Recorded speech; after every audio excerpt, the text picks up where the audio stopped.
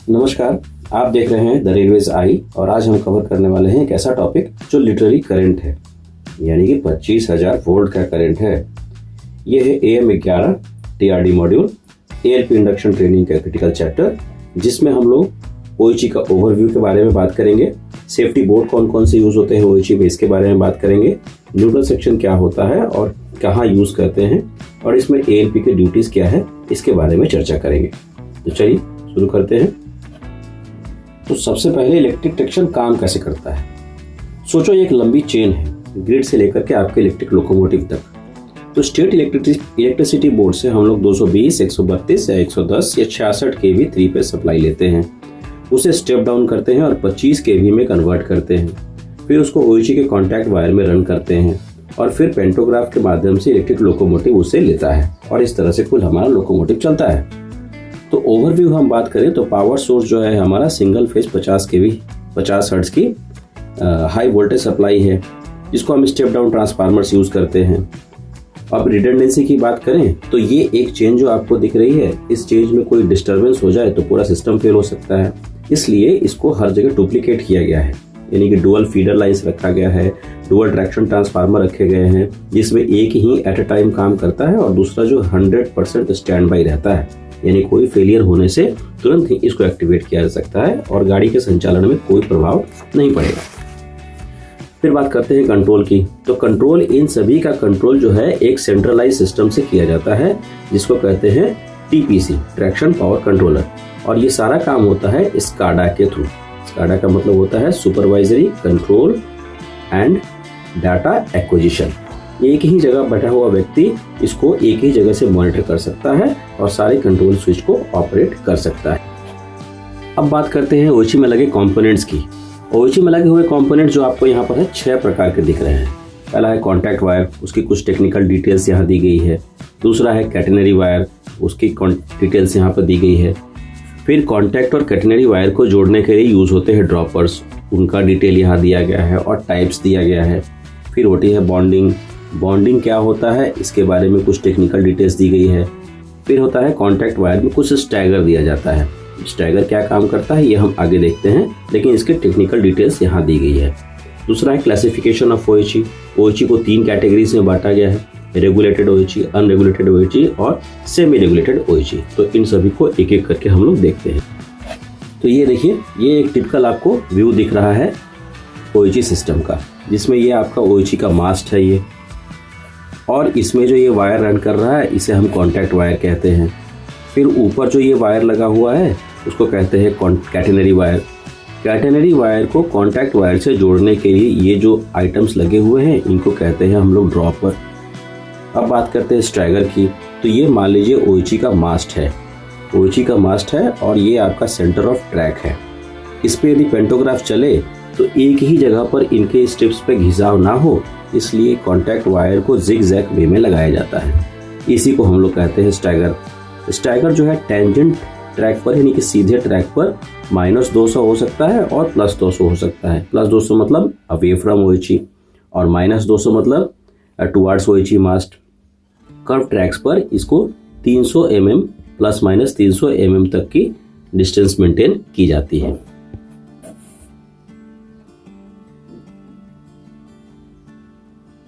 यहाँ आपको detailed view दिख रहा है। ये हो गई OHE की मास्ट और ये है आपका कॉन्टैक्ट वायर। बात करते हैं कैटेनरी वायर की। तो ये हो गई आपकी कैटेनरी वायर जो ऊपर ऊपर रन करती है। तो एक्चुअली में कॉन्टैक्ट वायर के साथ ही पेंटोग्राफ का संबंध होता है। फिर बात करते हैं स्पैन लेंथ क्या होता है। तो ये देखिए, एक OHE मास्ट के बीच और दूसरे OHE के मास्ट के बीच जितनी जो दूरी होती है उसे हम लोग स्पैन कहते हैं, और जो सबसे लंबी दूरी होती है कॉन्टैक्ट और कैटेनरी वायर के बीच उसे कहते हैं इनकम्बरेंस। फिर बात करते हैं बॉन्डिंग की। तो ये जो रेल लाइन दिख रही है इसका जो है रेजिस्टेंस बहुत ही कम होता है, 0.05 ओम पर किलोमीटर, परंतु जहाँ इस तरह की जॉइंट्स लगती हैं उन जॉइंट्स से इनका जो है रेजिस्टेंस बढ़ जाता है। इसलिए इनको कंटिन्यूटी अच्छी बनी रहे तो इस तरह के कुछ जो कुछ स्ट्रक्चर्स लगाए जाते हैं, इनको हम बॉन्ड्स कहते हैं। तो बॉन्ड्स पे डिफरेंट टाइप्स के होते हैं। जैसे OHE के इस पोल से जो इसमें जुड़ रहा है इसको कहते हैं स्ट्रक्चर बॉन्ड, और ये भी एक अलग तरह का बॉन्ड है। तो इसमें ही बॉन्ड्स के बहुत सारे टाइप्स होते हैं। अब बात करते हैं स्टैगर की। तो ये जो ओएची वायर है, यदि पेंटोग्राफ पे सीधा सीधा हमेशा रन करे तो यहाँ गड्ढे पड़ जाएंगे। इसको रोकने के लिए ओएची वायर को आड़ा तिरछा लगाया जाता है, इसको कहते हैं स्टैगर। फिर होती है क्लासिफिकेशन ऑफ ओएची।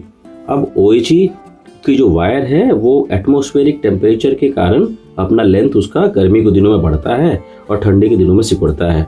इसको कंपनसेट करने के लिए इस तरह के वजन वाले इक्विपमेंट्स लगाए जाते हैं जिनको कहते हैं एटीडी। तो जिस ओएची सेक्शन में ये एटीडी लगा होता है वो होता है आपका रेगुलेटेड ओएची, और जिसमें नहीं लगा होता है उसको कहते हैं अनरेगुलेटेड। जैसे यहाँ दिख रहा है, इसको कहते हैं फिक्स टर्मिनल अरेंजमेंट। इसमें एटीडी जैसी कोई भी चीज लगी नहीं होती है। तो ओएची बेसिकली 3 तरह का हो सकता है। ये हो सकता है रेगुलेटेड, ये हो सकता है अनरेगुलेटेड, और ये दोनों का मिला जुला स्वरूप सेमी रेगुलेटेड भी हो सकता है। अब कुछ टेक्निकल टर्म्स को देख लेते हैं, क्या पैरामीटर्स होते हैं। सबसे पहला आपको दिख रहा है रेगुलेटेड ओएची 100 mm प्री सैग। तो ओएची की हाइट, कॉन्टैक्ट हाइट की बात हो रही है, तो रेल लेवल से ये कॉन्टैक्ट वायर की जो हाइट है उसको हम कहते हैं कॉन्टैक्ट हाइट। और इसके कुछ डेटा आपको यहाँ पर दिए गए हैं जो अलग अलग कंडीशंस में होती है। तो यहाँ पर एक चीज लिखा हुआ है 100 mm प्री सैग। तो जब भी ओएची का कंस्ट्रक्शन हो रहा है तो उस समय पहले ही वायर में कुछ सैग बना होता है। तो ये यदि 100 mm का सैग पहले से ही दिया गया है तो कॉन्टैक्ट वायर की हाइट जो होगी 5.6 मीटर होगी। यदि वही रेगुलेटेड ओएची है और इसमें 50 mm का प्री सैग दिया गया है तो सैग आप समझ चुके हैं, ये सीधी लाइन से लेकर के इनके बीच की दूरी को सैग कहते हैं, और जो पहले से ही विद्यमान होता है उसको हम लोग सैग बोल रहे हैं। तो सैग जो है इसमें 5.5 mm की कॉन्टैक्ट वायर की हाइट होगी। यदि हम उसी तरह से लेवल क्रॉसिंग की बात करें तो लेवल क्रॉसिंग पे 4.67 की कॉन्टैक्ट वायर की हाइट होनी चाहिए। इस तरह से यहाँ पर आपको ये सारे डेटा यहाँ पर दी गई है। फिर बात करते हैं इम्प्लांटेशन। इम्प्लांटेशन क्या होता है? ट्रैक, सेंटर और जो ओएची मास्ट होता है इसके इनर मोस्ट फेस के बीच की दूरी को हम लोग कहते हैं इम्प्लांटेशन। तो पहले तो ये इम्प्लांटेशन 2.5 मीटर पे होता था, लेकिन आजकल नए वाले सेक्शंस पे 2.80 मीटर का हो रहा है। और यहाँ पर जो है मिनिमम जो आपको इम्प्लांटेशन दिया गया है वो मिनिमम 2.36 मीटर से कम नहीं हो सकता। फिर बात करते हैं न्यूट्रल सेक्शन की। तो न्यूट्रल सेक्शन होता क्या है? तो जब हम ओएची की सिंगल फेज को रन करते हैं तो हमारा सप्लाई तो 3 फेज आ रहा है। 3 फेज आने के कारण एक ही फेज पर सारा लोड देंगे तो अनबैलेंस क्रिएट होगा। इसलिए क्या करते हैं हम लोग थोड़ी थोड़ी दूरी पर अलग अलग फेज से सप्लाई लेते हैं। जैसे यहाँ फेज ए से सप्लाई लिया, यहाँ फेज बी से सप्लाई लिया। लेकिन जो ओएची की वायर होती है वो तो कंटिन्यूअस होती है, और ये कंटिन्यूअस होने के कारण दोनों को शॉर्ट सर्किट तो कर नहीं सकते हैं। इससे बचने के लिए यहाँ पर बीच में एक डेड जोन बनाया जाता है जिसको हम लोग न्यूट्रल सेक्शन कहते हैं। अब लोकोमोटिव जब इस दिशा से चल के आएगा तो यहाँ इसको डीजे ओपन करना है और खुद के मोमेंटम में रोल करते हुए यहाँ पहुंचना है, और फिर उसको डीजे क्लोज करके आगे नॉर्मल काम करते रहना है। तो इन सब चीज़ों के लिए लोको पायलट को पहले से इन्फॉर्मेशन दी जाती है। तो 500 मीटर पहले ये इन्फॉर्मेशन दी जाएगी, फिर 250 मीटर पहले इन्फॉर्मेशन दी जाएगी, और फिर जाकर के लास्ट में आता है डीजे ओपन बोर्ड। अब ये जो न्यूट्रल सेक्शन आपको दिख रहा है इसके भी टाइप्स होते हैं। यहाँ पर आपको 4 टाइप्स दिखाए गए हैं। इन चारों टाइप्स में से कोई भी एक टाइप का न्यूट्रल सेक्शन लगाया जा सकता है जिसकी अलग अलग लेंथ होती है। अब बात करते हैं कुछ कॉशन बोर्ड्स की, और न्यूट्रल सेक्शन के को पहले से इन्फॉर्म करने के लिए क्या क्या लोको पायलट को चीजें बताई जाती हैं। तो ये है 500 मीटर वार्निंग बोर्ड, यानी कि जब 500 मीटर पहले ये लगाया जाता है न्यूट्रल सेक्शन से पहले, यहाँ लोको पायलट को बताया जाता है कि 500 मीटर का बोर्ड आ गया है, आप तैयार हो जाइए, न्यूट्रल सेक्शन आपको पार करना है। फिर 250 मीटर बोर्ड पे एक और वार्निंग दी जाती है। यहाँ पर आपको फाइनली अपना नॉच वगैरह कम कर लेना होता है गाड़ी की स्पीड को मेंटेन रखते हुए। फिर आता है डीजे ओपन बोर्ड, यहाँ आपको डीजे ओपन करना है, और कोस्टिंग करते हुए न्यूट्रल सेक्शन पार करने के बाद फिर आता है डीजे क्लोज बोर्ड, वहाँ आप डीजे क्लोज कर सकते हैं और जा सकते हैं। फिर एक है power and costing board. Power and costing board ये एक्चुअली जो है ग्रेडियंट्स पे यूज होता है। पावर का मतलब हुआ यहाँ आप ट्रैक्टिव एफर्ट लोकोमोटिव का यूज करें और गाड़ी को चलाएं। फिर आता है कॉस्टिंग बोर्ड, यानी कि सेक्शन की ऐसी बनावट है ग्रेडियंट के कारण जहां आप विदाउट पावर लिए हुए ही सेम स्पीड पर मेंटेन रख सकते हैं। फिर आता है ये सिग्मा बोर्ड। बेसिकली ये ओएची खंभे पर लगाया जाता है और सिग्नल से 2 ओएची पोस्ट पहले लगाते हैं। लोको पायलट को प्री इन्फॉर्मेशन देता है कि सिग्नल आने वाला है। फिर आपको कहीं कहीं मिल सकता है पेंटो लोअर बोर्ड, पेंटो लोअर करने का ऐसा सिंबल रहेगा। पेंटो रेज बोर्ड, पेंटो रेज करने का ऐसा सिंबल हो सकता है। अब बात करते हैं कैंटिलीवर असेंबली की। कैंटिलीवर असेंबली क्या है? तो कैंटिलीवर असेंबली वो पूरा असेंबली है जो ओएची मास्ट पर लगा हुआ है और ये पूरे के पूरे ओएची के सिस्टम को, पूरे उसके वेट को होल्ड करने के लिए बनाया गया है। तो यहाँ पर इसमें आपको कुछ तो है 20 आइटम्स दिख रहे हैं, 20 कंपोनेंट्स दिख रहे हैं। तो इन 20 को ऊपर ध्यान देने की जरूरत नहीं है, हम लोग सिंपल वाले चीज को देख लेते हैं कि कौन कौन सी चीज को आपको देख। ये है आपका, ये आपकी ओएची की मास्ट हो गई। ये हो गया आपका स्टे ट्यूब, तो जाहिर सी बात है ये स्टे इंसुलेटर होगा। ये होगा आपका ब्रैकेट ट्यूब, तो ये ब्रैकेट इंसुलेटर हो गया। ये आपकी कॉन्टैक्ट वायर है, ये आपकी कैटेनरी वायर है, ये आपकी रजिस्टर आर्म है, ये रजिस्टर आर्म ड्रॉपर है, ये आपकी स्टडी ट्यूब है और ये ड्रॉपर्स जो कॉन्टैक्ट और कैटेनरी वायर को जोड़ने का काम करते हैं। तो इस तरह से कुछ एक कॉम्प्लेक्स डायग्राम बना हुआ है कैंटिलीवर असेंबली का। इसमें कुछ ये मुख्य पार्ट्स हैं, इनको याद रखना जरूरी है।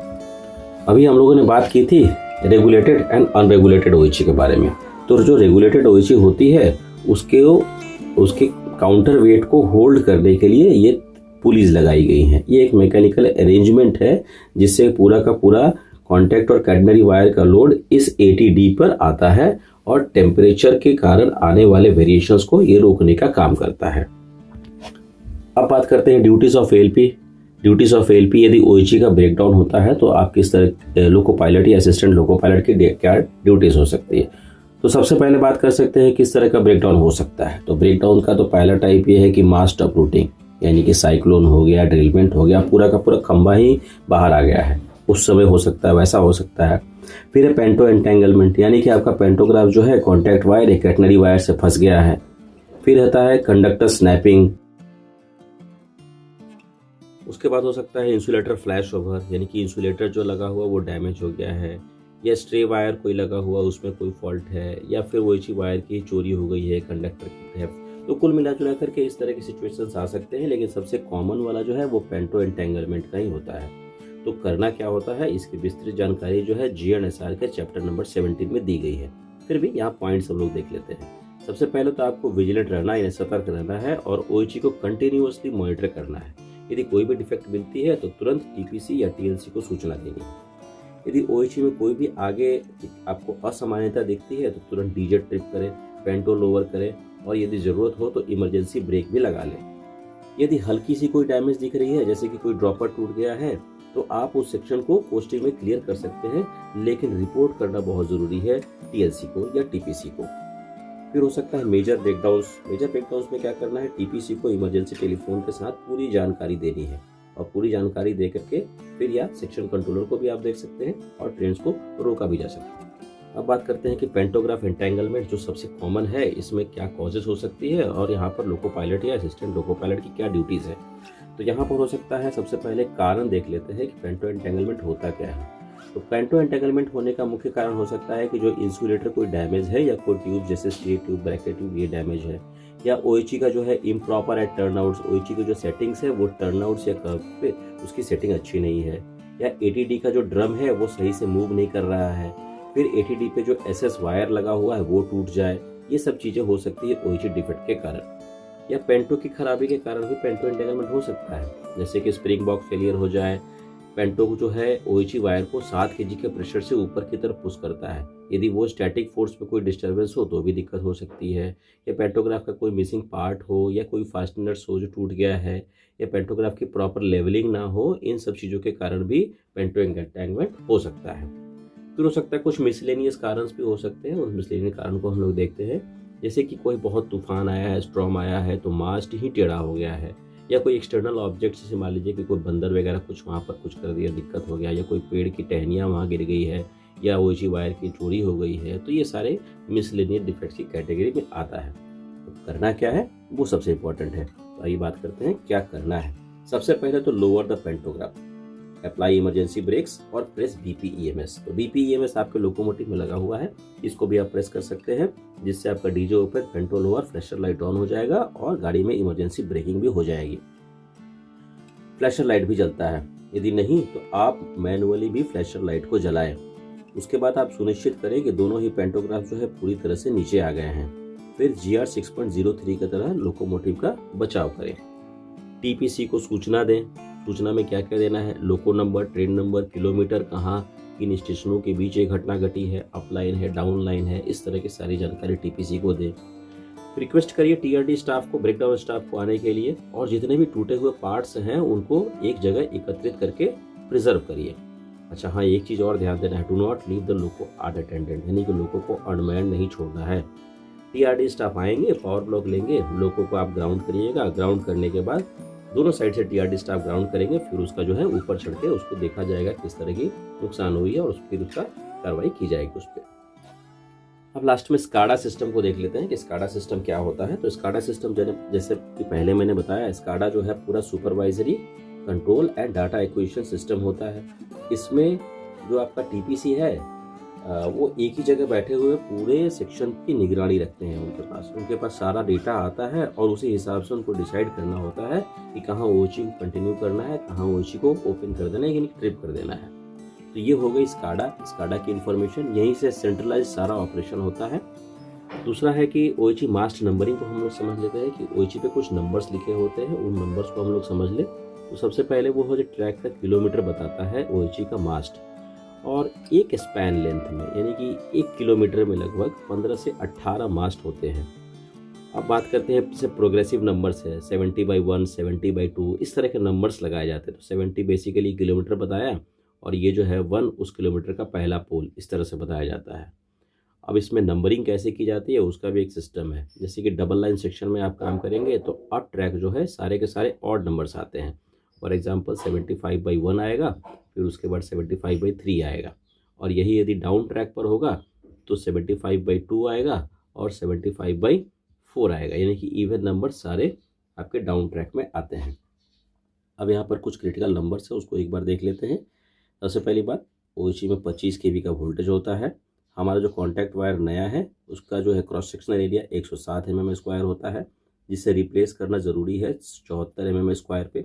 कॉन्टैक्ट वायर की मिनिमम हाइट जो है नॉर्मल हाइट जो है 5.6 मीटर होती है।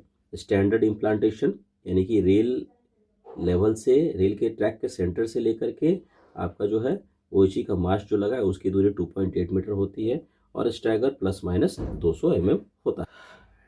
Last, stay alert, stay safe, यानी कि ओएचसी जो है लाइव होता है 25,000 वोल्ट के साथ। इस तरह से हमारा चैप्टर नंबर 11 समाप्त हुआ। Thank you.